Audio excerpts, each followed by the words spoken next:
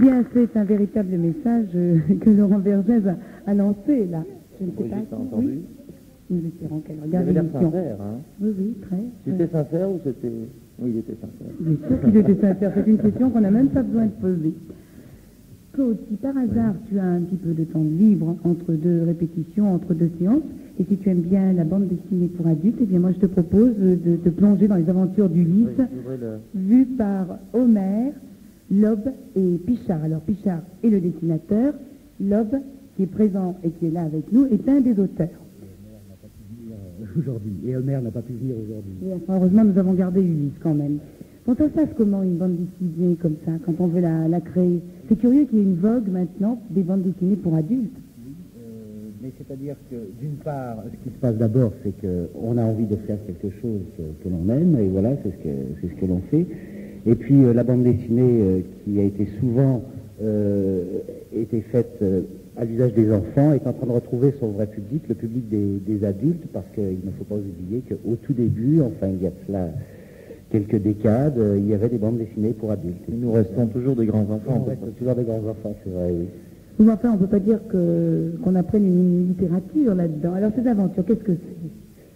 Il y a Jolie Dame qui ressemble étrangement à Claudette. Je voudrais rencontrer la personne qui a posé pour le dessin là. Écoute, on t'offrira le livre en tout cas.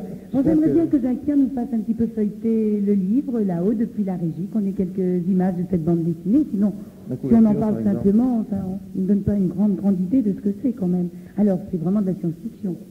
C'est pas le Ulysse qu'on connaît. Non, oui, effectivement, j'ai pris quelques libertés quand même sur le thème. Ceci dit, je dois dire qu'il y avait à la base une bonne matière pour pouvoir imaginer dessus. Et alors, en ce qui concerne les dames, je tiens quand même à préciser que c'est Georges Duchin. Oui. Dites donc qu'elles ont l'air très, très dénudées, les dames que vous nous avez dessinées là. C'est ce qui nous attend en l'an 2000. Qu'est-ce que ça veut dire? Comment est partagé le travail? Je veux dire, il y a trois personnages, donc vous êtes les créateurs, les auteurs de ce produit. Très simplement, Vous, c'est les dames, j'ai déjà compris. Oui, Hein. Homère Ça se voit, a fait la partie la plus grosse du travail. L'homme en a fait une très importante, et moi finalement je n'ai fait que les dessins, ce qui est probablement Ah, vous avez beaucoup moins fait tous les dessins, y compris les dames. Ah, bon. Y compris les dames. Et surtout les dames. C'est un plaisir des yeux en tout cas. Bon, ben voilà. Si on fait dire ça à Laurent Vergès, peut-être qu'il finira par ne plus chanter, c'est dommage. Oh, ben non, je ne crois pas. L'un n'empêche pas l'autre. Ça fait rêver. Oh, tu te rends compte, mentalité. Tu le découvres. On saura tout, Daniel. Ah, mais tout, absolument tout. D'ailleurs, on va tout savoir maintenant sur ta deuxième chanson. Oui. Parce qu'on parlait de Jolies Dames dans le livre Ulysse, notre bande dessinée. Et puis toi, tu as de Jolies Dames tout le temps avec toi. D'accord. Les Claudettes. Alors, je crois que tu vas aller les rejoindre pour nous interpréter ta deuxième chanson.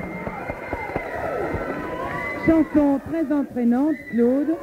Tu dois dire, finalement, les costumes sont très économiques, là, en ce qui concerne tes danseuses. Si je te disais, plus le raccourci, c'est plus c'est cher. Ah bon? C'est toi qui les dessines? Non. C'est pas toi qui les Moi, dessines? je demande plus ou moins. Actuellement, j'adapte le maillot de bain brésilien. Ah bon, très bien. Ça s'appelle le string bathing suit, c'est-à-dire le string, ça veut dire ficelle. Oui, j'ai vu, il y a beaucoup de ficelles. Je m'instruis vraiment avec Claude François, c'est une émission culturelle maintenant. Je te présente l'un de tes auteurs, Nicolas Skorsky. Alors, c'était quoi la chanson que Nicolas a écrite pour toi? Tu veux pas nous en refaire quelques mesures? Ça se chante, ça se chante. Un peu la tienne. Ça s'en va, Vas-y. je te donne tout petit bien. Ça se chante, ça se danse, ça revient, ça se retient comme une chanson populaire. L'amour c'est comme un refrain, ça oublie entre les mains. Ça se chante, ça se danse, ça revient, ça se retient comme une chanson populaire. Ça nous fait dormir, ça vous raconte ça comme le chocolat.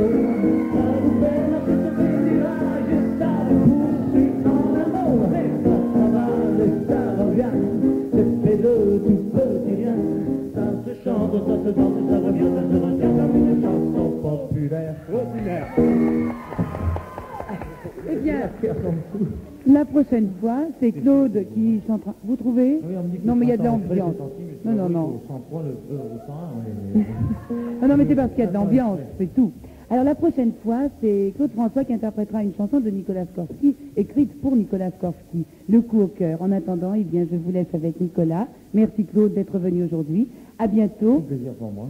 Et à nos amis téléspectateurs, eh bien, jeudi à lundi, nous serons à Auxerre pendant une semaine, à Auxerre et dans la région. Au revoir et bon week-end. Les cadeaux multiples, je peux les garder pendant un bout de temps.